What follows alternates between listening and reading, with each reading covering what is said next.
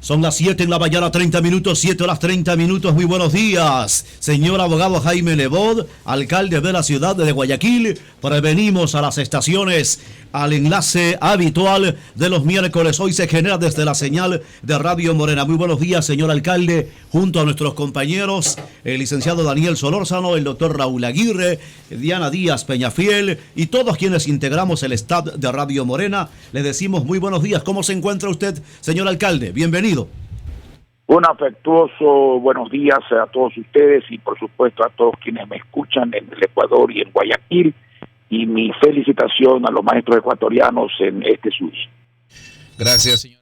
Muy buenos días, Daniel Solórzano le saluda. Siempre es un gusto poder comunicarnos. Usted está gozando de sus vacaciones, sin embargo, tiene tiempo para tratar los asuntos del país y de la ciudad.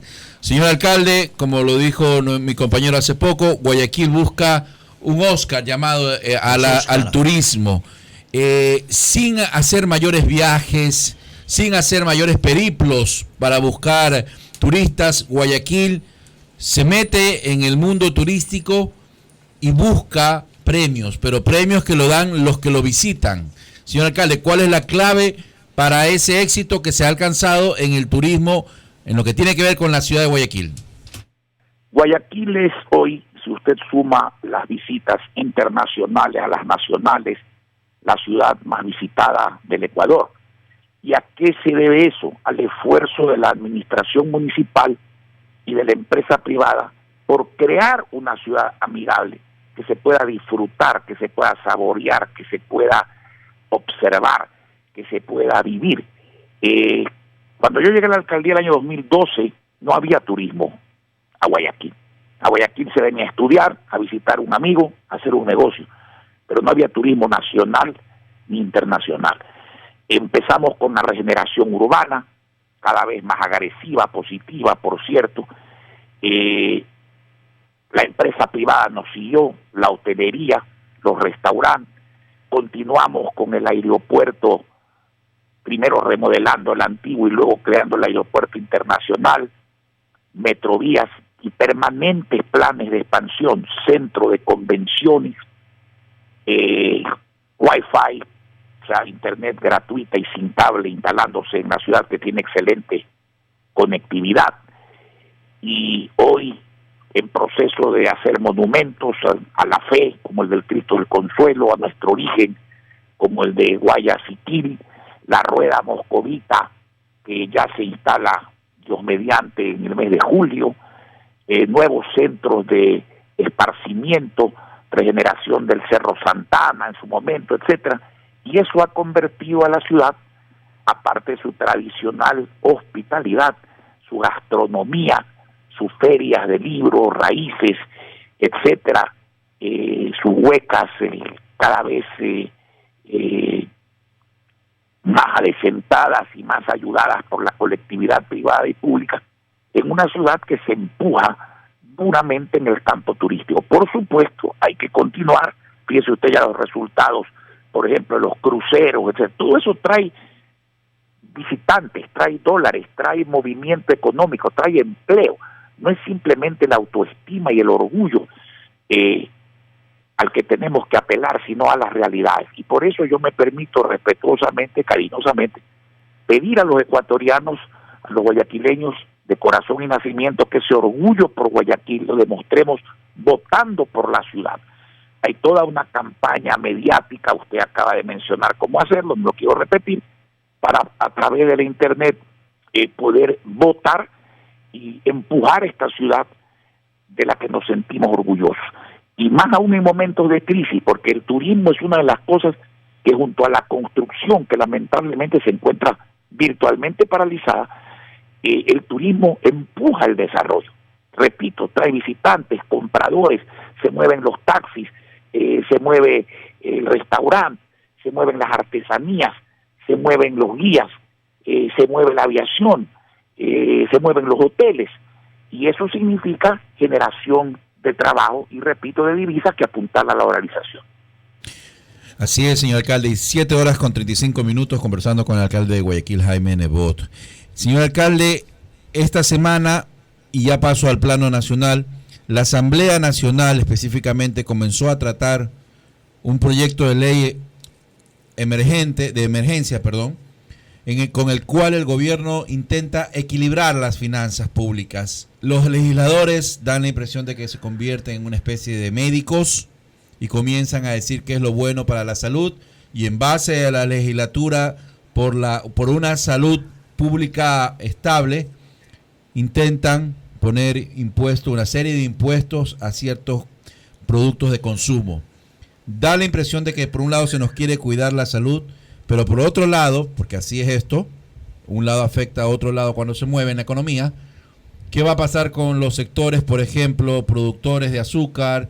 ¿Qué va a pasar con la agroindustria? ¿Qué va a pasar con la industria que específicamente tiene estos productos o que produce todo esto relacionado con el azúcar, con los edulcorantes, con esta serie de productos que también reflejan trabajo y empleo en una situación donde también hay problemas de empleo y también hay problemas de falta de empleo, señor alcalde? Mire, yo resumiría esto en una pregunta: ¿qué le va a pasar al pueblo y especialmente a los pobres y a la clase media? ¿Qué le va a pasar al Ecuador? Primero decían que no pasaba nada y siguen insistiendo, aunque ya con menos intensidad, en que no pasa nada. Segundo, cuando algo pasa hay que intervenir. Cuando alguien está enfermo hay que operar, pero mientras más grave la operación, más delicada, más técnica y afinamiento se necesita. Aquí han entrado, como dijo alguien del extranjero, en una situación similar, al quirófano con una motosierra, no con un fino bisturí ni con un láser. Entonces esa ley, que a mí más me parece una ley de fomento al desequilibrio social, de fomento a la pobreza, va a traer serias consecuencias. Mire, cuando usted pone impuestos a cualquier cosa, esos impuestos no los paga el que fabrica el producto, los paga el que compra el producto, los paga el que consume, los paga el pueblo y los pagan en mayor medida y significación los pobres, porque los productos valen igual para pobres y ricos, pero los pobres y la clase media no ganan lo mismo que la gente pudiente. De manera que ese es el grave problema. Usted está trasladando, al encarecer los productos, dinero de los bolsillos de la gente, de los bolsillos del pueblo, a los bolsillos de un Estado que necesita ese dinero para cerrar el hueco que abrió su farra. Y yo pregunto, ¿cómo entonces se mueve la economía cuando la gente se le saca la plata para llevarla al Estado? Y se dice que son impuestos para disuadir el consumo, para disque cuidar la salud, de la que yo pregunto entonces por qué durante los 9 años no se han preocupado de haber hecho eso. Pero al mismo tiempo se cuantifica $300 millones de cuantía. Entonces no es un impuesto para precaver la salud, es un impuesto para sacar dinero del pueblo y llevarlo al Estado. Eso empobrece al pueblo, le quita capacidad de compra, capacidad de pago. Y cuando no hay compra ni pago, entonces tampoco hay ventas ni cobros. Y se paralizan, se determina una especie de inmovilismo económico, o al menos de una lentitud económica, que genera una cadena de problemas similares y que genera alto desempleo, que es el que se está viviendo en estos momentos. Y esto no es cuestión de que lo diga yo, es cuestión de que lo piensa el pueblo. Y nosotros concordamos con lo que piensa el pueblo. Las encuestas serias que las acabo de revisar de la última semana revelan que el 80% de los ecuatorianos piensa que estamos en crisis.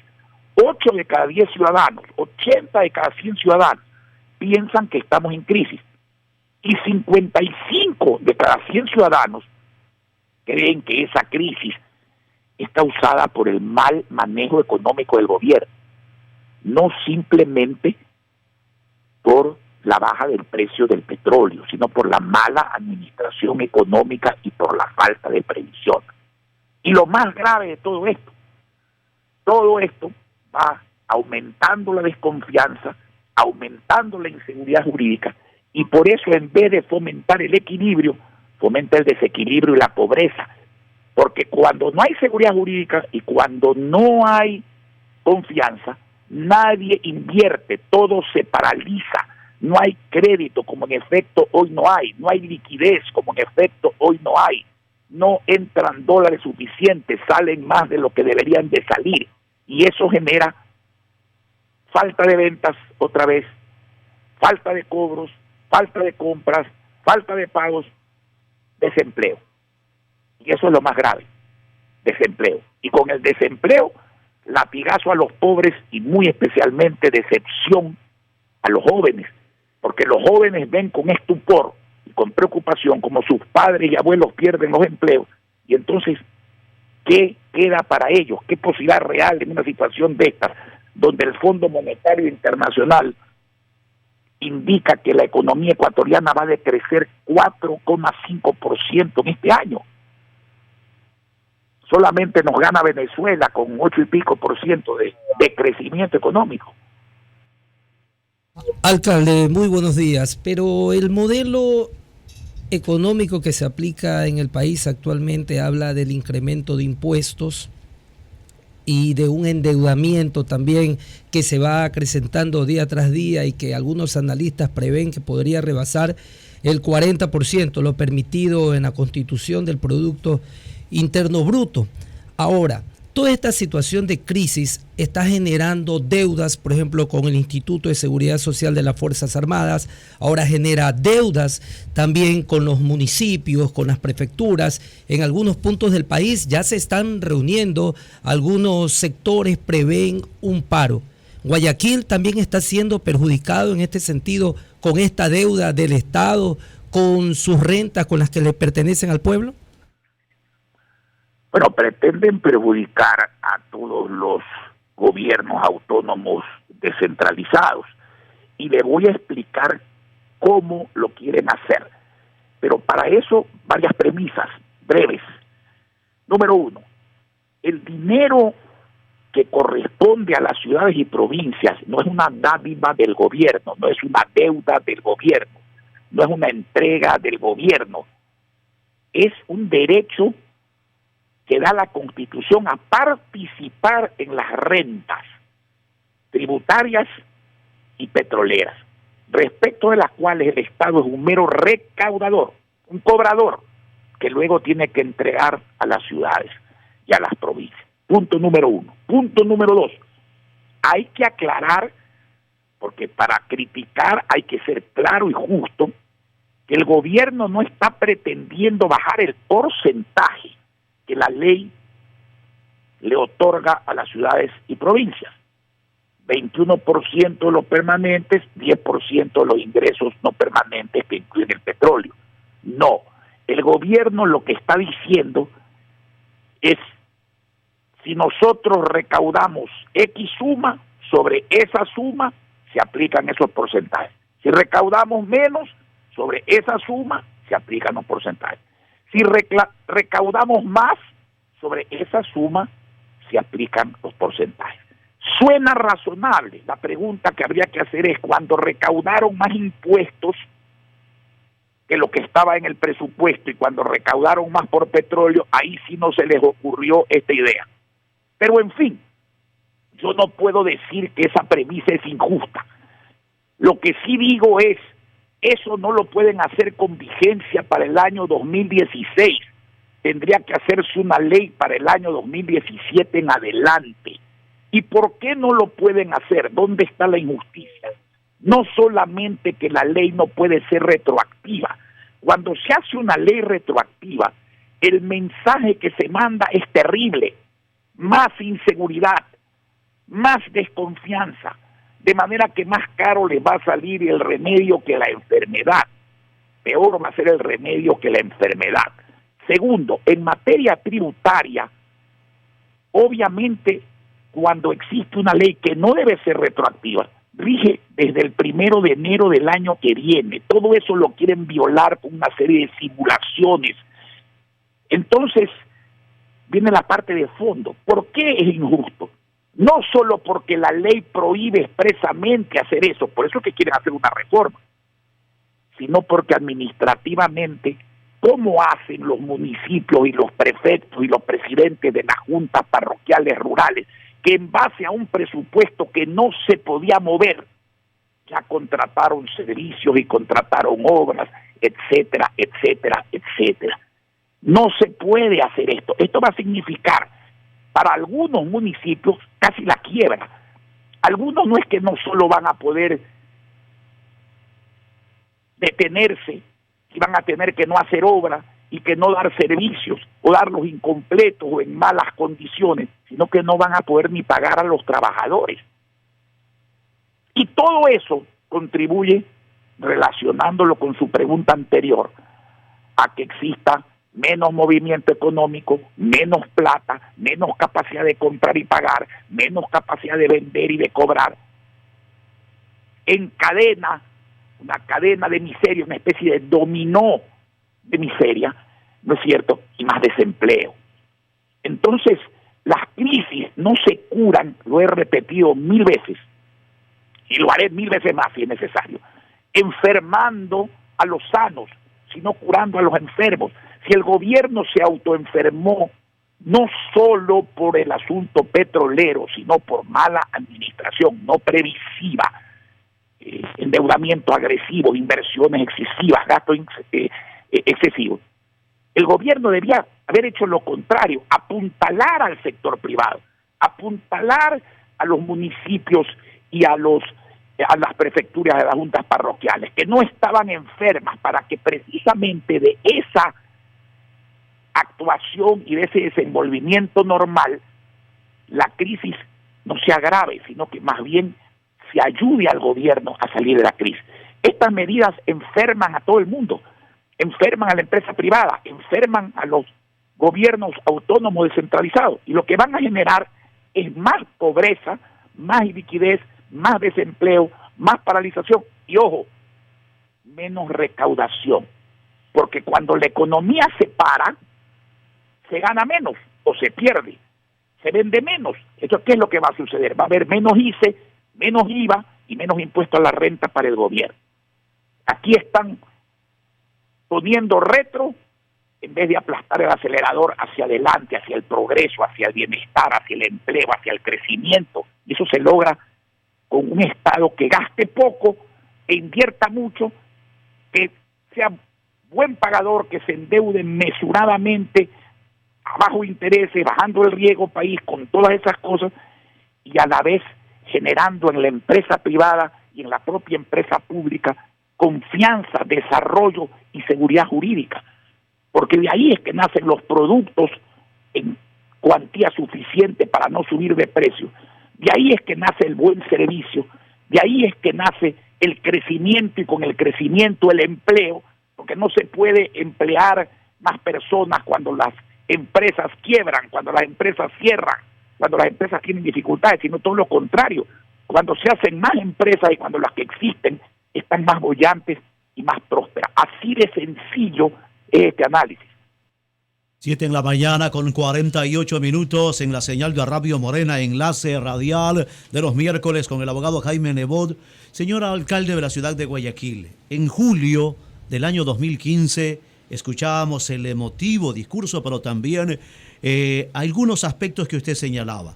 Se viven días gravísimos. Guayaquileños y ecuatorianos, nunca te des por vencido, ni aún vencido. A pesar de lo expuesto en este diálogo, las obras en la ciudad de Guayaquil se evidencian, se preparan, incluso se anuncian que vienen más cosas. ¿Cómo hacerlo entonces si estamos en esta situación que hemos hoy día explicado a la audiencia, señor abogado Jaime Nebot? Bueno, primero debo decirle que nunca hay dinero suficiente para hacer toda la obra y los servicios que uno quisiera hacer y dar.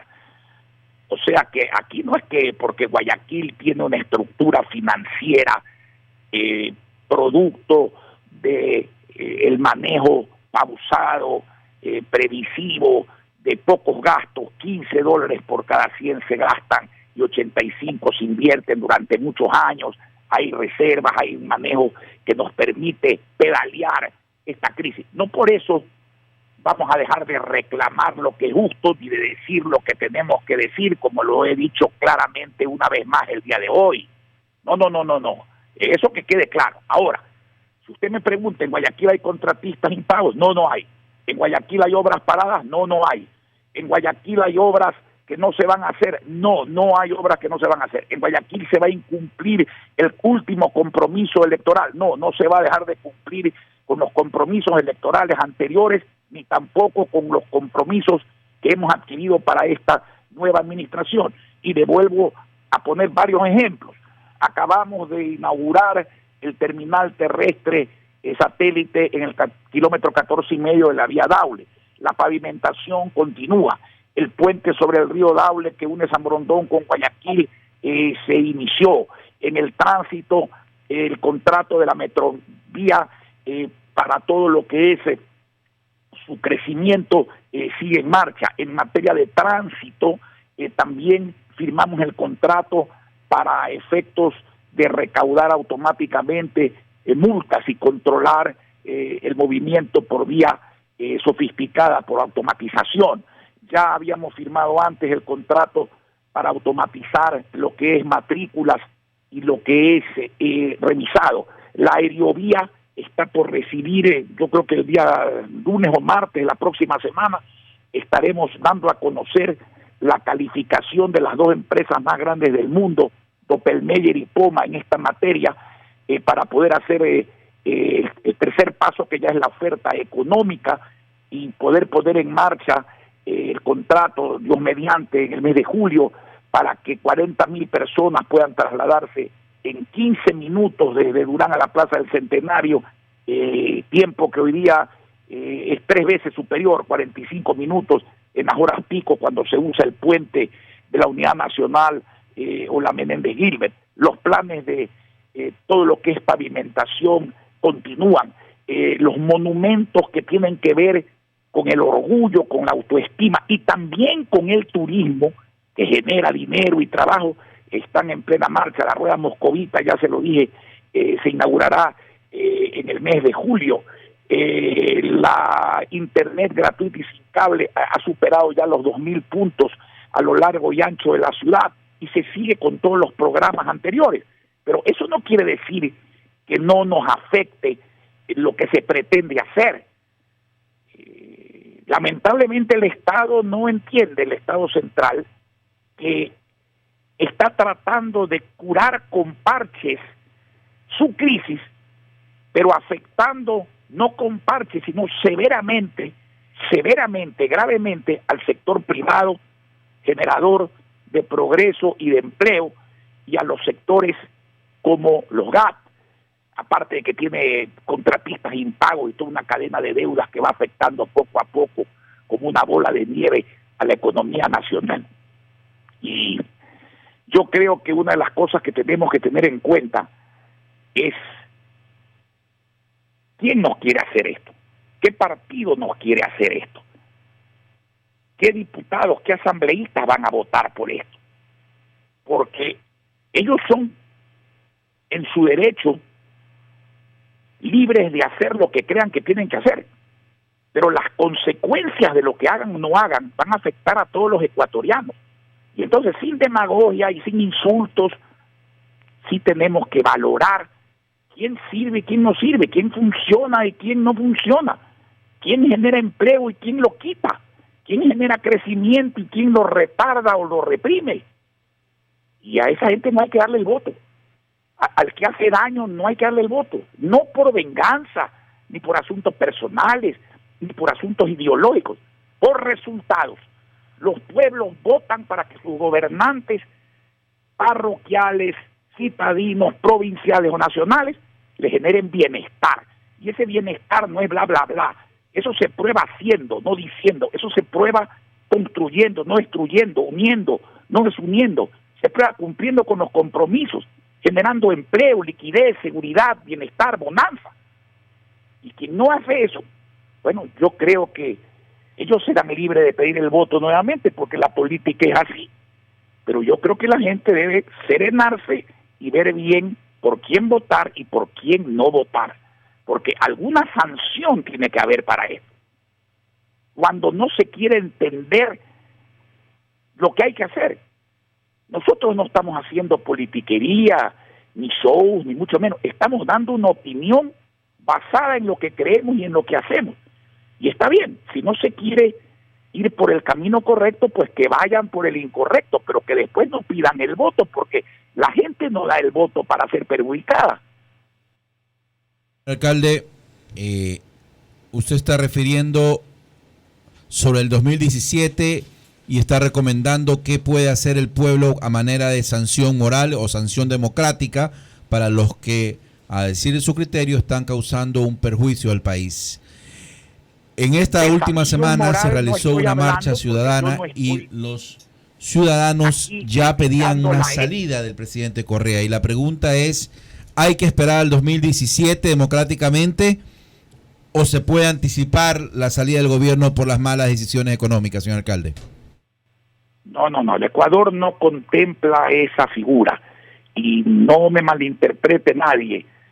Yo aquí estoy hablando ni siquiera de política, peor de politiquería, peor de insinuaciones, de renuncia o de salida del gobierno. No, señor, tampoco estoy hablando de aspectos éticos, estoy hablando de resultados. En economía las cosas funcionan o no funcionan, se hacen bien o se hacen mal.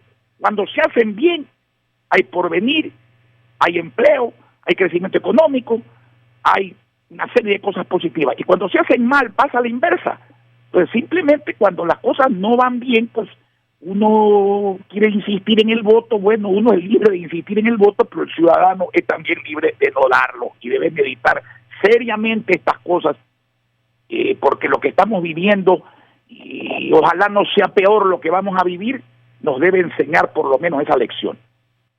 Señor alcalde, ¿usted cree que ha llegado el momento, como lo establecen, por ejemplo, en diferentes puntos del país, ha llegado un momento de que la gente salga a las calles, de que haya ya un pronunciamiento por parte del alcalde en torno a esta situación, ya reclamando y exigiendo las rentas que les corresponden a la ciudad? Yo lo que creo es que ha llegado el momento de despedirme porque se ha pasado la media hora. Ya en su momento se hará lo que se tenga que hacer, pero esto no es cuestión de buscar asuntos políticos, es cuestión de seguir insistiendo en las soluciones correctas, en que ojalá el gobierno y la asamblea no tomen las soluciones incorrectas y enderecemos esto para bien de todos. Si eso no es así, bueno, habrá la sanción democrática y ya veremos en su momento qué más hay que hacer o se debe hacer. 7:58 minutos, señor alcalde. Gracias por esta comparecencia al enlace desde la señal de Radio Morena el día de hoy, miércoles 13 de abril, señor alcalde.